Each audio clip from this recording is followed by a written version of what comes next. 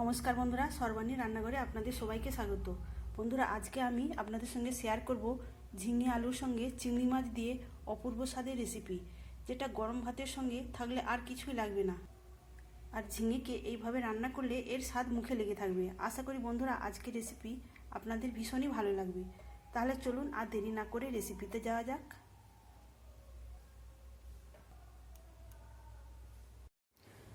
রেসিপিটা বানানোর জন্য এখানে আমি 1 কেজি ঝিঙেকে খোসা ছাড়িয়ে পরিষ্কার করে ধুয়ে তারপর ছোট ছোট এইভাবে টুকরো করে কেটে নিয়েছি। আর এখানে একটা বড় সাইজের আলুকেও আমি এইভাবে কেটে নিয়েছি। আর নিয়েছি কিছু চিংড়ি মাছ। এই চিংড়ি মাছটাতে লবণ আর হলুদ মাখিয়ে রেখেছি। আর নিয়েছি একটা মিডিয়াম সাইজের পেঁয়াজ, পেঁয়াজটাকে কুচিয়ে নিয়েছি। আর দুটো কাঁচা লঙ্কাকে চিড়ে নিয়েছি। এখন রান্নাটা করে নেব। রান্না করার জন্য গ্যাস অন করে কড়াই বসিয়ে দিয়েছি আর তার মধ্যে দিয়ে দিয়েছি সরিষার তেল।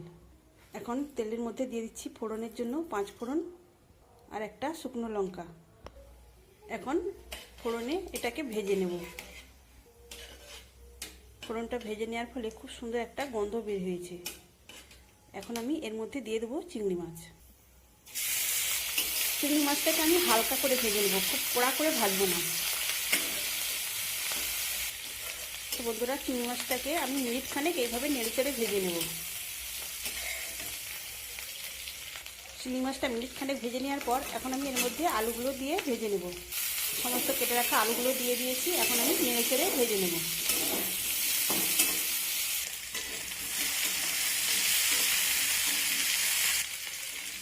চিংড়ি মাছের সঙ্গে এখানে আলুটাকেও আমি প্রায় মিনিট 3-4 ধরে নেড়েচেড়ে ভেজে নিয়েছি। আর এখানে আলুটা প্রায় অর্ধেক সেদ্ধ হয়ে গেছে।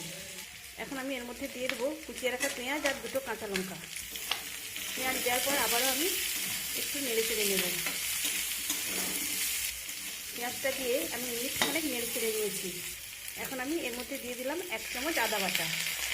আদাটা দেওয়ার পর আবারও আমি নেড়েচেড়ে নেব। যতক্ষণ না আদাটার কাঁচা গন্ধ চলে যায় আমি এইভাবে নাড়াচাড়া করতে থাকব। এখন আমি দিয়ে দিলাম সামান্য গুঁড়ো লঙ্কা। গুঁড়ো লঙ্কা দেওয়ার পর আমি আবারও একটু নেড়েচেড়ে নিলাম।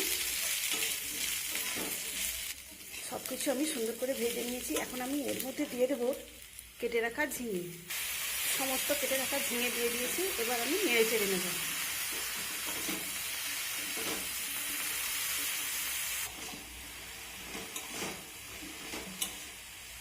ঝিঙাটা দিয়ে নেড়েচেড়ে নেওয়ার পর এখন আমি ঢেকে দিলাম মিনিট 3-4 জন্য।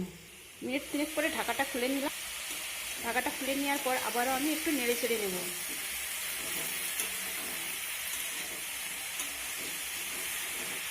একটু নেড়েচেড়ে নেওয়ার পর এখন আমি দিয়ে দিলাম পরিমাণ মতো লবণ। লবণটা দেওয়ার পর আবারও নেড়েচেড়ে নিলাম। সব কিছু আবারও নেড়েচেড়ে নেওয়ার পর এখন আমি ঢেকে দেবো আর গ্যাসের ফ্লেমটাকে মিডিয়ামে করে দেবো।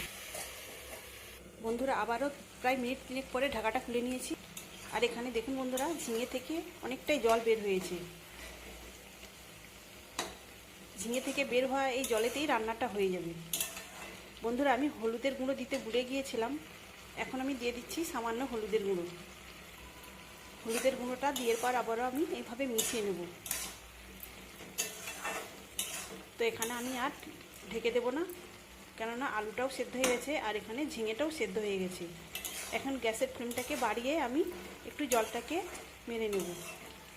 এখন আমি এর মধ্যে দিয়ে দিলাম বেটে রাখা 1 চা চামচ সাদা সরিষা আর 1 চা চামচ পোস্ত বাটা। আর মশলার বাটিটা ধুয়ে সামান্য জল দিয়ে দিলাম। বন্ধুরা, আপনারা তো বাড়িতে ঝিঙে রান্না করেন, একবার এইভাবে চিংড়ি মাছ দিয়ে রান্না করে দেখবেন, খেতে দুর্দান্ত লাগবে। গরম ভাতের সঙ্গে ঝিঙের এইরকম একটি রেসিপি থাকলে আর কিছুই লাগবে না। বন্ধুরা, আজকের রেসিপি ভালো লাগলে অবশ্যই একটা লাইক দেবেন। আর সেই সঙ্গে যদি নতুন বন্ধুরা এসে থাকেন অবশ্যই আমার চ্যানেলটিকে সাবস্ক্রাইব করে আমার পাশে থাকবেন। এখানে আমার সম্পূর্ণ রান্নাটা হয়ে গিয়েছে। এখন আমি এটাকে নামিয়ে নেব।